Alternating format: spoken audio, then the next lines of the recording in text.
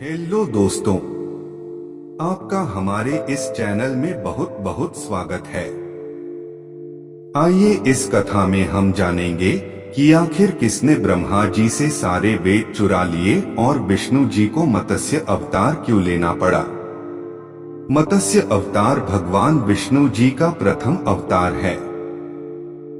एक बार ब्रह्मा जी की असावधानी के कारण एक बहुत बड़े दैत्य ने वेदों को चुरा लिया।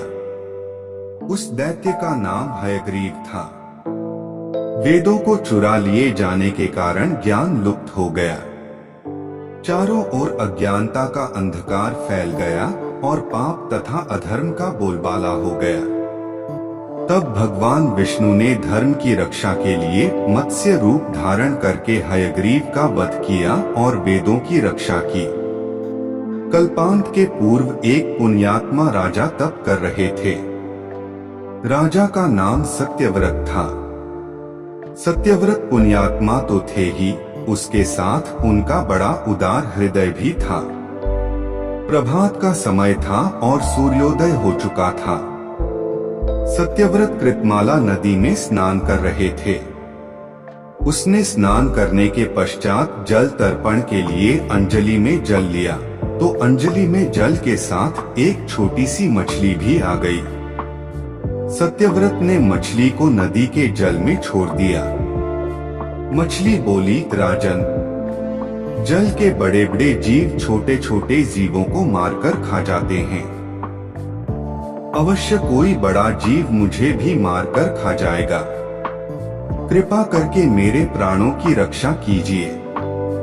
सत्यव्रत के हृदय में दया उत्पन्न हो उठी।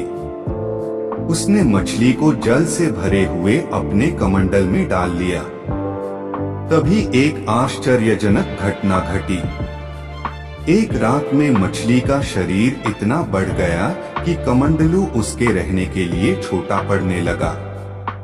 दूसरे दिन मछली सत्यव्रत से बोली, राजन, मेरे रहने के लिए कोई दूसरा स्थान ढूंढिए, क्योंकि मेरा शरीर बढ़ गया है।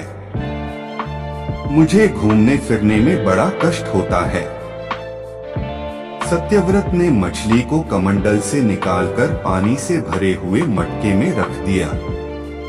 यहाँ भी मछली का शरीर रात भर में ही मटके में इतना बढ़ गया कि मटका भी उसके रहने के लिए छोटा पड़ गया।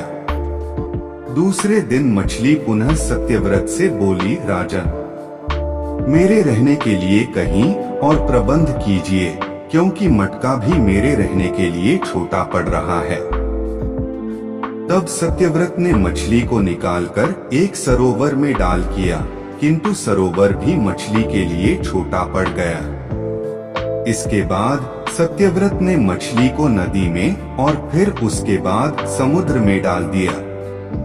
उसे आश्चर्य हुआ कि समुद्र में भी मछली का शरीर इतना अधिक बढ़ गया कि मछली के रहने के लिए वह छोटा पड़ गया। आठ मछली पुनः सत्यव्रत से बोली, राजन, यह समुद्र भी मेरे रहने के लिए उपयुक्त नहीं है।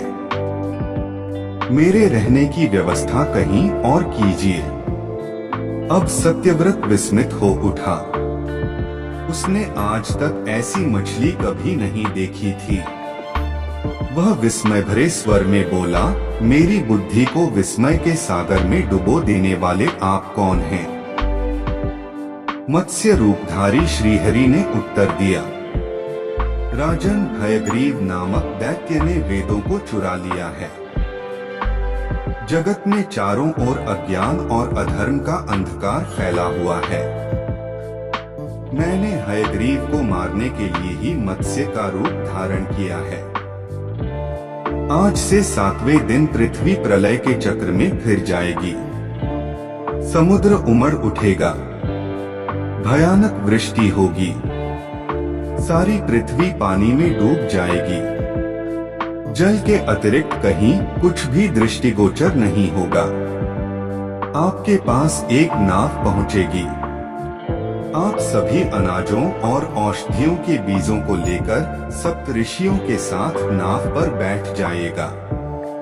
मैं उसी समय आपको पुनः दिखाई पड़ूंगा और आपको आत्मतत्व का ज्ञान प्रदान करूंगा। सत्यव्रत उसी दिन से हरि का स्मरण करते हुए प्रलय की प्रतीक्षा करने लगे। 7वें दिन प्रलय का दृश्य उपस्थित हो उठा। समुद्र भी उमड़कर अपनी सीमाओं से बाहर बहने लगा। भयानक वृष्टि होने लगी। थोड़ी ही देर में सारी पृथ्वी पर जल ही जल हो गया। संपूर्ण पृथ्वी जल में समा गई। उसी समय एक नाव दिखाई पड़ी। सत्यव्रत सप्त ऋषियों के साथ उस नाव पर बैठ गए। उन्होंने नाव के ऊपर संपूर्ण अनाजों और औषधियों के बीज भी भर लिए। नाव प्रलय के सागर में तैरने लगी। प्रलय के उस सागर में उस नाव के अतिरिक्त कहीं भी कुछ भी नहीं दिखाई दे रहा था। सहसा मत्स्य रूपी भगवान प्रलय के सागर में दिखाई पड़े। सत्यव्रत और सप्त ऋषि गण मत्स्य रूपी भगवान की प्रार्थना करने लगे। भगवान से आत्मज्ञान पाकर सत्यव्रत का जीवन धन्य हो उठा। वे जीते जी ही जीवन मुक्त हो गए। प्रलय का प्रकोप शांत होने पर मत्स्य रूपी भगवान ने हयग्रीव को मारकर उससे वेद छीन लिए। भगवान ने ब्रह्मा जी को पुनः वेद दे दिए। इस प्रकार भगवान ने मत्स्य रूप धारण करके वेदों का उद्धार तो किया ही, साथ ही संसार के प्राणियों का भी अमित कल्याण किया। आप इसी तरह कहानी सुनते रहे, खुश रहे और हमारा चैनल जरूर सब्सक्राइब कर ले। धन्यवाद।